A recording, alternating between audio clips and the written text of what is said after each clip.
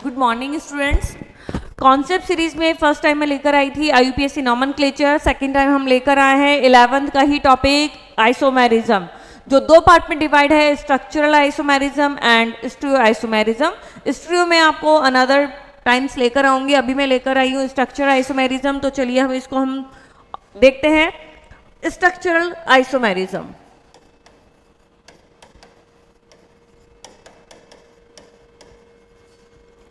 किसी भी टाइप की आइसोमेरिज्म हो, चाहे स्ट्रक्चरल हो, स्टीरियो आइसोमेरिज्म में जो इंपॉर्टेंट कंडीशन है वो ये होती है कि molecular formula should be same. Molecular formula same होना चाहिए। आइसोमेरिज्म दो कंपाउंड के बीच का रिलेशन होता है, ये याद रखिए। इंडिविजुअल हम नहीं कुछ बात करते हैं, दो कंपाउंड के बीच का रिलेशन होता है। तो दोनों कंपाउंड का आपको first time molecular formula check करना होता है। अगर मॉलिक्यूलर फॉर्मूला सेम होगा तो ही उनके बीच में हम आइसोमेरिज्म का रिलेशन बोल सकते हैं। क्लियर? अब आइसोमेरिज्म कितने टाइप की होती है स्ट्रक्चरल? फर्स्ट होती है चेन आइसोमेरिज्म,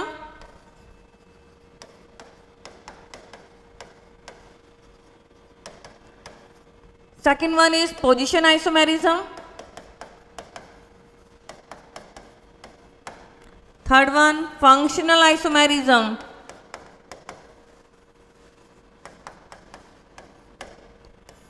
then metamerism, और last one is tautomerism। Tautomerism पूरी मैकेनिज्म के साथ है, इसको हम बाद में डील करेंगे। अभी इस लेक्चर में हम देखते हैं चेन आइसोमेरिज्म, पोजीशन, फंक्शनल और मेटामेरिज्म। बहुत आसान है, इसमें कंफ्यूज होने की बिल्कुल जरूरत नहीं है। चेन आइसोमेरिज्म हमने डिस्कस किया था मेन चेन और side chain in IUPAC concept series में। तो अगर आपके पास number of carb atom different है इन मेन चेन और साइड चेन, मेन चेन या साइड चेन में अगर कार्ब एटम डिफरेंट है तो कौन सी होगी? Chain isomerism. पोजीशन, नाम से पता चल रहा है पोजीशन, अगर किसी भी फंक्शनल ग्रुप या सबस्ट्रेंड या मल्टीपल बॉन्ड किसी की पोजीशन डिफरेंट है तो कौन सी हो जाएगी? Position isomerism. Functional isomerism, functional group different, किसी में अल्कोहल है अनदर में ईथर है, एक में एल्डिहाइड है एक में कीटोन है, तो कौन सी हो जाएगी? Functional isomerism. मेटामेरिज्म अभी डिस्कस करते हैं। चलिए एक एग्जांपल लेते हैं अब हम।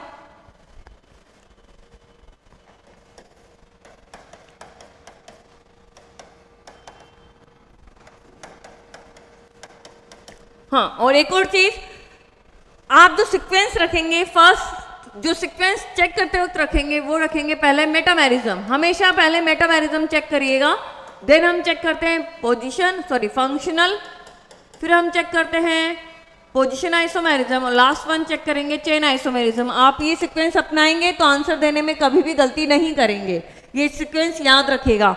मेटामेरिज्म क्या होती है? दो आपके पास कंपाउंड है, उसमें फंक्शनल ग्रुप सेम होना चाहिए और फंक्शनल ग्रुप में hetero atom like oxygen, nitrogen atom होते हैं और उनकी वैलेंसी डिफरेंट होती है। अभी डिस्कस करते हैं। देखिए मेटामेरिज्म में दोनों फंक्शनल ग्रुप सेम होना चाहिए, अभी ये समझ लीजिए। तो इसमें अल्कोहल है और इसमें ईथर है, तो मेटामेरिज्म नहीं होगी। मेटामेरिज्म के लिए फंक्शनल ग्रुप सेम होना चाहिए। चलिए मेटामेरिज्म नहीं हुई, अब फंक्शनल, एक में अल्कोहल है और एक में क्या है? ईथर, दोनों में फंक्शनल ग्रुप डिफरेंट है, तो कौन सी हो जाएगी?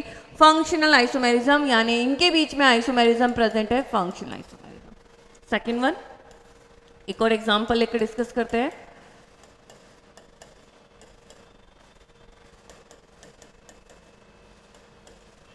अब देखिए, इसमें अल्कोहल है और इसमें अल्कोहल है, तो फंक्शनल तो एब्सेंट होने से रही। अब पोजीशन और चेन चेक करते हैं। आप इसके लिए सबसे अच्छा काम है IUPAC वाली मेन चेन सेलेक्ट कर लीजिए। ये मेन चेन हो गई, इसमें मेन चेन में कितने कार्बन एटम है? 4। इसमें भी मेन चेन में कितने कार्बन एटम है? 4। और इधर एक और एक है, यानी कि चेन आइसोमेरिज्म भी एब्सेंट, क्योंकि चेन में number of carbon atom different होते हैं।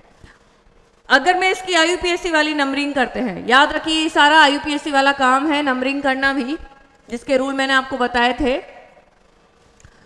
फंक्शनल ग्रुप OH को कौन सा पोजीशन मिला है? 2। इसमें भी 2 मिला है, दोनों की पोजीशन सेम है। लेकिन अगर हम मिथाइल को देखें तो मिथाइल कौन से पर है? 2 मिथाइल, यहाँ 3 मिथाइल, तो पोजीशन डिफरेंट है, एक में हो रहा है 2 मिथाइल और एक में हो रहा है 3 मिथाइल, यानी इसमें कौन सी प्रेजेंट है, पोजीशन आइसोमेरिज्म।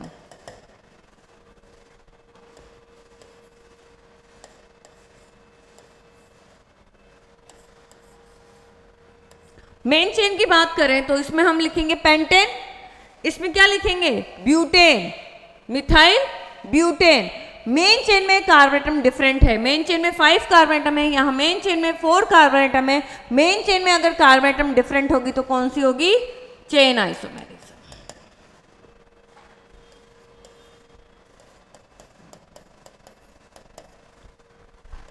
अब इसमें देखिए आप,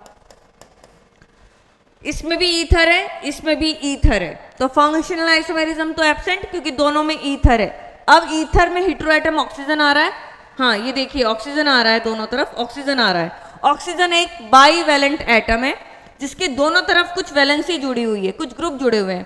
क्या इन ग्रुप का नेचर डिफरेंट है, ये प्रोपाइल और यहाँ आप क्या बोलोगे, इथाइल। यहाँ मिथाइल है तो यहाँ क्या है, इथाइल। दोनों साइड डिफरेंट होने चाहिए, हेटेरोएटम होना चाहिए लाइक ऑक्सीजन, नाइट्रोजन, और इनके दोनों साइड जो ग्रुप जुड़े हुए हैं वो क्या होने चाहिए, उनका नेचर क्या होना चाहिए, डिफरेंट होना चाहिए। है दोनों साइड डिफरेंट है तो ये कौन सी हो जाती है, मेटामेरिज्म। स्ट्रक्चर आइसोमेरिज्म में एक क्वेश्चन और आपसे पूछा जाता है, मॉलिक्यूलर फॉर्मूला गिवन होता है और नंबर ऑफ स्ट्रक्चर पूछी जाती है कि टोटल स्ट्रक्चर कितनी बनेगी, वो भी एक बार सीरीज देखते हैं। फॉर एग्जाम्पल आपको गिवन है C4H10O। अब आपसे पूछा जा रहा है इसकी टोटल स्ट्रक्चर बनाइए कितनी बनती है, तो फर्स्ट टाइम आप उसका DU निकाल लीजिए। उसका DU निकाल कर आप चेक कर पाएंगे कि कैसी स्ट्रक्चर बनेगी। DU निकालने का फॉर्मूला है आपके पास, DU का मतलब होता है डिग्री ऑफ अनसैचुरेशन, X का मतलब है नंबर ऑफ कार्बन एटम और Y का मतलब है number of hydrogen atom. Oxygen से फर्क नहीं पड़ेगा।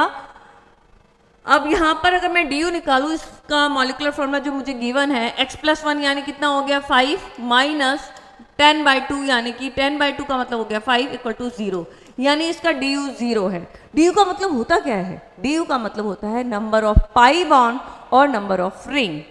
अगर मान लीजिए किसी का DU मेरे पास 1 आ रहा होता तो मतलब मैं उसकी स्ट्रक्चर बनाते वक्त क्या रखूंगी, मुझे एक पाई बॉन्ड जरूर बनाना है या फिर एक रिंग जरूर बनानी है। अब इसका DU कितना आया 0, यानी इस मॉलिक्यूलर फॉर्मूले से मैं जितनी भी स्ट्रक्चर बनाऊंगी उसमें कोई पाई बॉन्ड नहीं आना चाहिए और कोई भी रिंग फॉर्मेशन नहीं करना है। क्लियर ये चीज, DU 0 है। DU 0 का मतलब ये है कि उसमें नंबर ऑफ पाई बॉन्ड और नंबर ऑफ रिंग 0 आनी चाहिए। क्लियर, ये समझ में आ गया। अब इसके बाद ये देखना है एक ऑक्सीजन एटम है, कौन से ऐसे फंक्शनल ग्रुप आपके पास हैं, ये टोटल स्ट्रक्चर बनाते समय ये चीज ध्यान रखनी चाहिए। पहला DU चेक कर लिया, उसके बाद एक ऑक्सीजन एटम है, कौन से ऐसे फंक्शनल ग्रुप आपके पास हैं जिसमें कोई DU यूज नहीं होता है, तो मेरे ख्याल से 2 ही हैं आपके पास, अल्कोहल एंड ईथर। यानी इससे मुझे सिर्फ 2 ही चीजें बनेंगी, एक अल्कोहल बनेगा और एक ईथर बनेगा। तो पहले अल्कोहल को ले लीजिए, उसकी टोटल स्ट्रक्चर बना लीजिए, फिर ईथर लेकर के उसकी टोटल स्ट्रक्चर बना लीजिए। तो चलिए पहले मैं अल्कोहल लेती हूँ, अल्कोहल की टोटल स्ट्रक्चर बनाते हैं। क्लियर इतना, हमेशा पहले DU निकालिए और माइंड में याद रखिए कि एक DU आता तो क्या बनता, DU 0 आ रहा है तो क्या बन रहा है। लाइक अगर DU 1 आ रहा होता तो एक ऑक्सीजन एटम से आप क्या बना सकते हैं, आप बना सकते थे एल्डिहाइड कीटोन। क्लियर ये चीजें। अब हम अल्कोहल बनाते हैं, 4 कार्बन एटम है। हमेशा बनाने का एक तरीका होता है, जितने भी कार्बन एटम गिवन है आपके पास वो एक स्ट्रेट चेन में रख दीजिए, रख दिया एक स्ट्रेट चेन में। अब एक ऑक्सीजन है यानी OH। OH आप कहां कहां जोड़ सकते हो, OH आप यहां जोड़ सकते हो, OH आप सेकंड पोजीशन यहां पर जोड़ सकते हो। यहां जोड़ोगे तो सेम बात हो जाएगी, यहां जोड़ोगे तो ये वाली बात हो जाएगी। यानी ये 4 कार्बन एटम को स्ट्रेट चेन में रखते हुए मेरे पास 2 आइसोमर बने हैं। क्लियर। अब चेन छोटी करना स्टार्ट कीजिए, 3 की चेन बनाते हैं। 3 की चेन में आप क्या क्या रख सकते हो, एक कार्बन एटम आपको रखना है, एक OH रखना है। टर्मिनल पे कभी भी कार्बन एटम मत रखिएगा क्योंकि वो वापस मेन चेन में काउंट हो जाता है, इसीलिए कार्बन एटम तो यहीं आएगा, उसकी पोजीशन तो फिक्स कर दी मैंने। अब OH आप कहाँ कहाँ जोड़ सकते हो, यहाँ जोड़ सकते हो, यहाँ जोड़ सकते हो, यहाँ जोड़ सकते हो। तो आपको पता चल रहा है यहाँ पर तीनों जोड़िए 1 कहलाएगा, यानी एक आइसोमर तो आपके पास बन गया ये एक, और एक आइसोमर आपके पास बन जाएगा। ऐसे बनाते हैं, टोटल आइसोमर बनाते हैं, गलती नहीं होगी। जितने कार्बन एटम गिवन है वो एक स्ट्रेट चेन में रखते जाइए, फिर चेन छोटी करते चले जाइए और देखिए कि कौन कहाँ जुड़ रहा है। अगर आपको कभी कंफ्यूजन हो रहा है, बना दिया आपने स्ट्रक्चर, तो IUPAC नेम कर लीजिए। अगर स्ट्रक्चर डिफरेंट होगी तो 100% उसका IUPAC नेम भी क्या आएगा, डिफरेंट आएगा। ये तो बन गए मेरे अल्कोहल के। अब मेरे से पूछा जा रहा है ईथर भी है, तो ईथर बनाते हैं। ईथर में क्या होता है, एक ऑक्सीजन एटम होता है, उसके दोनों तरफ आप एल्काइल ग्रुप जोड़ते हैं। कितने दे रखे हैं, 4। तो 4 का एक रेशियो बना लीजिए 3+1। 3 इधर जोड़ने हैं आपको और 1 इधर जोड़ना है। 3 से चेन छोटी करना स्टार्ट कीजिए। 3 से चेन छोटी करेंगे और 1 कार्बन एटम सब्स्टिट्यूट यहाँ हो जाएगा और ये बन गया। भाई 2 कार्बन एटम बना दी, 3 की चेन को छोटी करिए, 2 की चेन हो गई। 2 की चेन के बाद 1 कार्बन एटम ब्रांचिंग जाएगा, तो यहां ब्रांचिंग कभी नहीं जुड़ेगी, टर्मिनल पे कार्बन एटम की ब्रांचिंग कभी नहीं जुड़ेगी। क्लियर? तो 3+1 से ये रेशियो बन गया और एक आप बना सकते हो 2+2। ये 2+2 से एक और ईथर बन गया। तो इस मॉलिक्यूलर फॉर्मेट से मेरे पास टोटल 7 आइसोमर बने हैं। ठीक है, 7 स्ट्रक्चर आइसोमर आपके पास बने हैं। अब अगर मेरे से पूछा जा रहा है इनमें कौन सी आइसोमेरिज्म प्रेजेंट है, स्ट्रक्चर आइसोमेरिज्म चेक करते हैं एक बार। चलिए, एक और क्वेश्चन इसमें बन सकता है। फॉर एग्जाम्पल मेरे से पूछा जा रहा है 1 और 2 के बीच में कौन सी आइसोमेरिज्म प्रेजेंट है। 1 और 2 के बीच में 1 में IUPAC नेम करूंगी तो 4 कार्बन एटम, इसमें भी 4 कार्बन एटम। चलिए पहली चेक करते हैं फंक्शनल। दोनों में अल्कोहल है तो फंक्शनल आइसोमेरिज्म एब्सेंट। मेटामेरिज्म होने के लिए पॉलीवैलेंट एटम चाहिए, ऑक्सीजन के दोनों तरफ एल्काइल ग्रुप चाहिए। यहां पर अल्कोहल में एक तरफ हाइड्रोजन 100% रहेगा, तो ये मेटामेरिज्म शो नहीं करेगा। अब बात करते हैं चेन और पोजीशन की। तो आपने चेन सेलेक्ट करी, दोनों में 4 कार्बन एटम है, तो चेन भी एब्सेंट। नंबरिंग करते हैं तो ये 1 अल्कोहल आएगा और ये कौन सा अल्कोहल आएगा, 2। अल्कोहल की पोजीशन चेंज है, OH की पोजीशन चेंज है, एक में 1 OH है, एक में 2 OH है, तो पोजीशन चेंज है, तो कौन सी हो जाएगी, पोजीशन आइसोमेरिज्म। चलिए कोई और एग्जांपल देखते हैं। अब हम देखते हैं थर्ड और फोर्थ के बीच में। थर्ड में इसमें भी अल्कोहल है, इसमें भी अल्कोहल है, तो फंक्शनल तो एब्सेंट। मेटामेरिज्म अल्कोहल शो करता नहीं है। IUPAC वाली चेन सेलेक्ट करते हैं, तो ये मेरी IUPAC की मेन चेन हो गई, इसमें ये हो गई मेन चेन। तो इसमें भी 3 कार्बन एटम है, इसमें भी 3 कार्बन एटम है, साइड चेन में एक एक कार्बन एटम है, तो चेन आइसोमेरिज्म एब्सेंट। बात करते हैं पोजीशन की, देखते हैं पोजीशन है या नहीं है। IUPAC वाली मेन चेन वाली आप नंबरिंग कर दीजिए। देखिए इसमें 1 ऑल लिखेंगे, इसमें क्या लिखेंगे, 2 ऑल लिखेंगे, तो पोजीशन डिफरेंट है OH की। तो थर्ड और फोर्थ में कौन सी हो गई, पोजीशन आइसोमेरिज्म।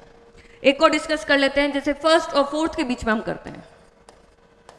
फर्स्ट और फोर्थ सब कुछ क्लियर है, दोनों में अल्कोहल है। IUPAC वाली मेन चेन कितने कार्बन एटम की, 4। इसमें कितने कार्बन एटम की, 3। तो एक में 4 है, एक में 3 है, तो कौन सी हो जाएगी, चेन आइसोमेरिज्म।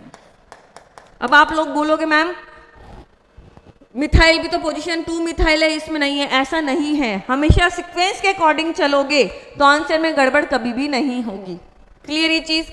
अब एक और एग्जांपल इसमें देख लेते हैं। पहले अल्कोहल में हम देखते हैं सेकंड और fourth, second and fourth. Second में देखिए मेन चेन 4 कार्बन एटम की, इसमें मेन चेन 3 कार्बन एटम की, और कुछ देखने की जरूरत ही नहीं है, आप पोजीशन मत देखिए।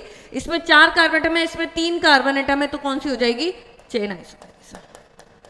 हमेशा पहले मेटामेरिज्म, देन फंक्शनल, फिर चेन और फिर लास्ट वन चेक कीजिए पोजीशन आइसोमेरिज्म। कभी भी आंसर गड़बड़ नहीं होगा, पोजीशन देखने की जरूरत ही नहीं है। अगर चेन एब्सेंट है तो चेन आइसोमेरिज्म ही होगी, मेन चेन में कार्बन एटम अगर डिफरेंट है तो। क्लियर। अब देखिए फर्स्ट से फोर्थ कोई भी ले लीजिए, फर्स्ट, सेकंड, थर्ड, फोर्थ, और इसका रिलेशन अगर हम चेक करते हैं 5, 6, 7 के साथ, तो देखिए ये सारे आपके अल्कोहल है और ये सारे आपके पास क्या है, ईथर है। अल्कोहल और ईथर, इसका इसके साथ, इसका इसके साथ, इसका इसके साथ, किसी का किसी के साथ भी रिलेशन देखोगे तो कौन सा हो जाएगा, फंक्शनल आइसोमेरिज्म, क्योंकि इधर अल्कोहल है और इधर कौन सा है, ईथर, तो ये हो गया फंक्शनल आइसोमेरिज्म। अब मुझे देखना है 5 और 6 के बीच में कौन सा रिलेशन है। 5 और 6 के बीच में दोनों में ईथर है, दोनों में अगर ईथर है तो फंक्शनल ग्रुप एब्सेंट, देन हम मेटामेरिज्म चेक करेंगे क्योंकि ईथर मेटामेरिज्म शो करता है। एल्काइल ग्रुप डिफरेंट है क्या, इधर देखिए 3 कार्बन एटम है प्रोपाइल, इधर आइसोप्रोपाइल है, इधर मिथाइल है, इधर मिथाइल है, एक तरफ सेम आ गया है, दोनों तरफ अगर चेंज होता तो मेटामेरिज्म होता, दोनों तरफ चेंज नहीं है, one side nature of alkyl group similar रख रहा है, इसलिए मेटामेरिज्म एब्सेंट। अब मुझे चेन और पोजीशन चेक करने के लिए हमेशा IUPAC का तरीका अपनाना पड़ेगा। तो इसकी मेन चेन में कितने कार्बन एटम आ रहे हैं, 3, इसकी मेन चेन में भी कितने कार्बन एटम आ रहे हैं, 3, दोनों में 3 है तो चेन तो एब्सेंट है। IUPAC वाली और नंबरिंग कर देते हैं। तो देख रहे हो आप IUPAC कितना इंपॉर्टेंट है। 2 3 यहां लिखोगे 1 मिथॉक्सी, यहां लिखोगे 2 मिथॉक्सी, साइड चेन जो मिथॉक्सी एल्कोक्सी वर्ड है उसका पोजीशन डिफरेंट कर रहा है, तो 5 और 6 के बीच में कौन सी हो जाएगी, पोजीशन आइसोमेरिज्म। 6 और 7 की हम बात करें, अगर दोनों में ईथर है, अब देखिए दोनों ईथर है और दोनों में ऑक्सीजन एटम के एल्काइल ग्रुप का नेचर अगर चेंज करें तो यहाँ आइसोप्रोपाइल है और यहाँ मिथाइल है, यहाँ इथाइल है, यहाँ इथाइल है, दोनों side nature of alkyl group change कर रहा है, इसलिए कौन सी हो जाएगी, मेटामेरिज्म। क्लियर ये चीजें। आइसोमेरिज्म बहुत आसान है, स्ट्रक्चर आइसोमेरिज्म, नाम में सब कुछ छुपा हुआ है। सीक्वेंस ऑर्डर फॉलो करिए, हमेशा पहले क्या चेक करेंगे आप, फंक्शनल, देन मेटामेरिज्म, फिर आप चेक करेंगे चेन आइसोमेरिज्म और लास्ट वन आप चेक करेंगे पोजीशन आइसोमेरिज्म, तो आंसर में कभी भी गड़बड़ नहीं आएगी। Thank you student. इसके बाद हम लेकर आएंगे ऑप्टिकल आइसोमेरिज्म। Bye students.